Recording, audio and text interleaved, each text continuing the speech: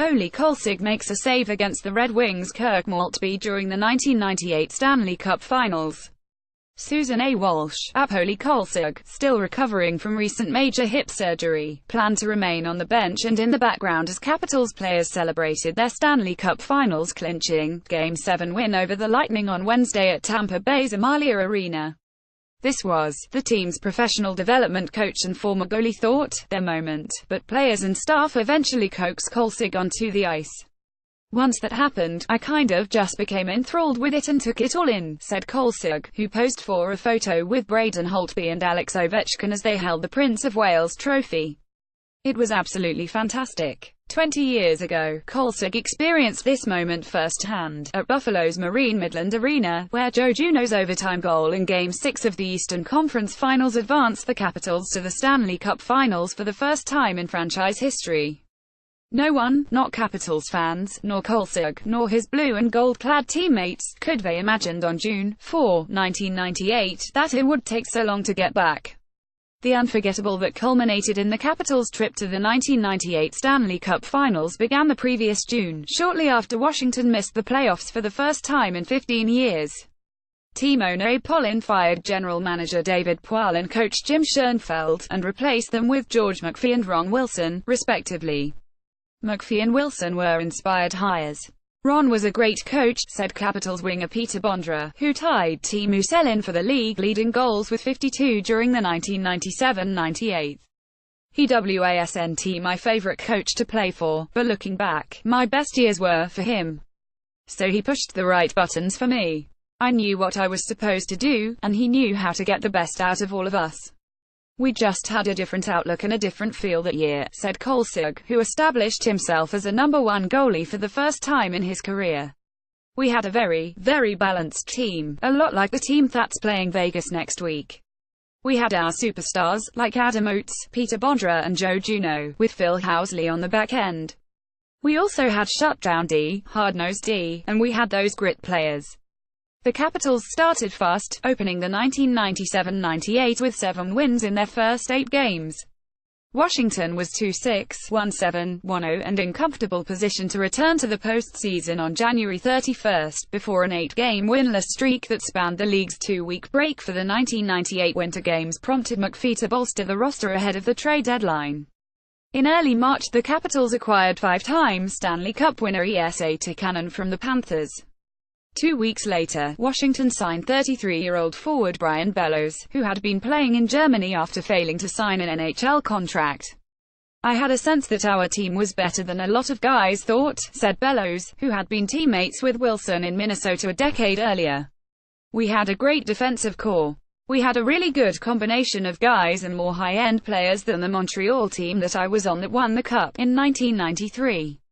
It's the ingredient we needed on this team, a guy who can play in front of the net, McPhee said after Bellows scored 2 goals in his Capitals debut. It's amazing what just adding that last ingredient can do. Bellows scored 9 points and helped the Capitals to an 8-2-1 record over their final 11 regular games, which helped them secure a 4th-place finish in the Eastern Conference standings and home ice advantage in the first round. There was a lull after the Olympics, Kolzig said, but we got it all straightened out in time for the playoffs. We looked around the room and it was amazing the experience and talent we had, Juneau said. Defensively, any teams would be traded having the defensemen that we had, and offensively, it was the same way. By the time we reached the playoffs, we had lines where everybody could score. Nobody wanted to play against us. The Capitals' playoff run got off to an inauspicious start when Bondra had to be helped off the ice after spraining his ankle in Game 1 against the Boston Bruins. Bondra, who initially told Wilson he thought he broke his leg, started Game 2, but didn't finish, and would sit out the next 3 games. With their star forward sidelined, the Capitals built a 3-1 series lead. Juneau scored in double overtime of Game 3 after P.J. Axelson's apparent game winner was nullified when the video goal judge determined him tailless skate was in the crease as the puck crossed the goal line in the first overtime. Nobody in town was really getting too excited, because of what happened in the past, Kolzig said, referencing the 4-2 game leads the franchise had blown since 1987. I think Tony Kornheiser and Michael Wilbon starting writing articles, here we go again. The dark clouds began to gather after Washington dropped a clunker of a Game 5 at MCI Center. The Capitals responded in Game 6 with a 3-2 overtime win in Boston on a knuckling blast from Bellows that beat Bruins goalie Byron Defoe. From that moment on, I think we felt like, okay, maybe this is our year, said Kolsig, who made 47 saves in Game 6. I'm really happy for our guys because we've been carrying all these demons around, especially the older guys, Wilson said after the series clinching win. Meanwhile, the top three seeds in the Eastern Conference were all upset in the first round. The fourth-seeded Capitals made quick work of eighth-seeded Ottawa in the second round, with Kolsig posting consecutive shutouts in Game 4 and Game 5 to put Washington in the Eastern Conference Finals for the first time since 1990. The Buffalo Sabres, led by goalie Dominik Hasek, awaited.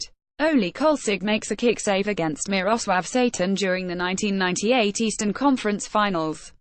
Doug Mills, I remember seeing a story, before the series, about how good he was, Bondra said of Hasek, the reigning Vezina Trophy winner. As a goal scorer, that kind of got me going. He's a good goalie, but I have to trust my instincts. If I try to put it the corner, or if I have to score an extremely nice goal, it's not going to work. I remember thinking, I just have to worry about my game. Bondra beat Hasek glove side in overtime of Game 3 to give the Capitals a 2-1 series lead, and after the team split the next two games, Washington returned to Buffalo with a chance to advance. When Wilson met with his team the morning of that Game 6, he compared the Capitals clinching a berth in the Stanley Cup Finals to Apollo 11 landing on the Moon. Juneau, who earned a degree in aeronautical engineering at Rensselaer Polytechnic Institute, immediately volunteered to be Neil Armstrong. 12 hours later, with the Capitals and Sabres tied 2-2 at the end of regulation, Juneau reiterated the point, telling assistant coach Tim Army that he was looking at the first man to walk on the Moon. 6 minutes and 24 seconds into overtime, Juneau scored the goal that put the Capitals on orbit for the Stanley Cup Finals. Once again, Belosnak for getting to the net was a major factor in what arguably remains the biggest goal in franchise history. I know I didn't have much room, but back then you could basically crash the goalie if you wanted to, as long as you had the puck, Bellows said of the play that set up the game winner. I just went in and tried to jam it. I got knocked down by a couple of guys and Joe came in and scored. It wasn't the nicest goal that I scored, but it was obviously the most important one, said Juneau, whose 17 points during the playoffs that tied Oates for the team lead. It's the one that's probably remembered the most. The Capitals celebrated with a Prince of Wales trophy before the stunned crowd in Buffalo, and no one was happier than Captain Dale Hunter. I've been pumping for 18 years and I've never got it, Hunter told reporters after the game. Everybody was so happy and so proud, Juneau said earlier this month. That was all right. We had accomplished something pretty high. At the same time, we still wanted to get to the next point. It's not like we stopped. The fan support that had been growing throughout the Capitals' playoff run reached a crescendo when the team returned to its Piney Orchard practice facility in Odenton, MD, after landing at BWI as Eastern Conference champions. We were probably a mile and a half from the rink and you could already see the cars lined up on the side of the road, Kolsig said. By the time we got to the practice rink, every spot was. We'd had a few beverages on the plane and after the game, so we weren't feeling anything at that time, but just that atmosphere coming back, it gave you chills. The Capitals opened the Stanley Cup Finals on the road against Detroit and lost Game 1, 2-1. 2 days later, Washington had a 4-2 lead with 7 minutes gone in the third period and appeared poised to return to DC with the series tied. After Detroit cut the lead to 1, Tikkanen would miss an open net after beating goalie Chris Osgood midway through the frame. The Red Wings tied the game in regulation and took a commanding 2-0 series lead on Chris Draper's overtime goal. Many people felt that we deserved to win those games, Juneau said. One for sure that we led all the way to the end. For some reason, things turned around. We ended up losing the game.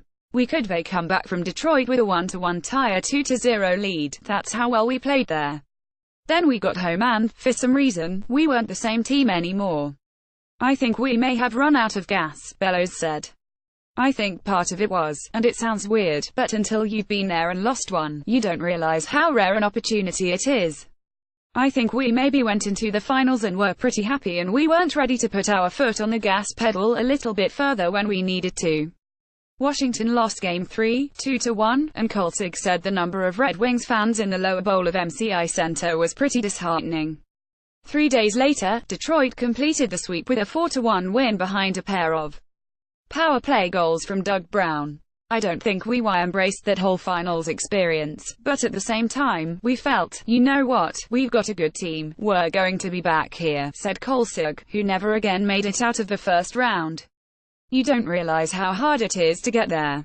You have to have everything fall into place. You have to be injury-free, everyone's got to be playing well at the same time. As a player, everything goes fast, Bondra said. At the time, I didn't know that would be my last chance. The 2018 guys, you never know when you're going to get there. It took the Caps 20 years to get back. They should enjoy it, and I hope they have success. Kolzig and Bondra, both of whom have held positions with the Capitals since retiring, aren't the only members of Washington's 1998 team keeping an eye on this year's finals. I'm happy for those fans, Juneau said. It's been tough for so many years. Bellows, who now works as a broker at an investment bank in Minnesota, said he and his family are huge Ovechkin fans. In fact, his son Kiefer, a first-round pick of the Islanders in 2016, named the family dog after the Capitals' captain. Kiefer was born on the off day between Game 1 and Game 2 of the '98 Stanley Cup Finals. Pollan made his private plane available to Bellows to fly home to Minnesota to be present for the induced birth. You want to see a guy get rewarded for how great he's been every year, Brian Bellows said of Ovechkin. Every year you can count on him. It's pretty amazing. How many guys do you see that are 32, that play that physical, that hard, to help their team win? Kolzig plans to travel to DC for Games 3 and 4. He sees a lot of similarities between the 1998 Capitals and the team he celebrated with in Tampa Bay on Wednesday. He also suggested this year's team might have more confidence heading into the finals against the Vegas Golden Knights than he and his teammates did going up against the defending Stanley Cup champion Red Wings. Had we won just one of those first 2 games in Detroit, I think that confidence level and belief would they really kicked in, Kolzig said. Who knows where it would they went. I think the team now, with what they've gone through, they just seem like a relaxed bunch. They know the window's closing on the group. Everybody's getting a little older. This is as good an opportunity as we've had in 20 years. To a man, I don't think they want to let that go by. Adam Oates, Kalle Johansson and Brian Bellows hugged Sergei Gonchar after he scored a goal in Game 5 of the 1998 Eastern Conference semi-finals. Doug Mills, read more on the Capitals. Evgeny Kuznetsov's transition to borderline NHL superstar. Capitals coach Barry Trotz is a pending unrestricted free agent. His value is soaring. Alex Ovechkin and Nicklas Backstrom's long journey together reaches Stanley Cup Finals at last. Capitals should be favored over the Golden Knights for Stanley Cup Finals. Mike Milbury can't stop gushing about Alex Ovechkin. This is your Heart on Capitals playoff hockey. Tony Kornheiser declares the Capitals' choking dogs era is over, again.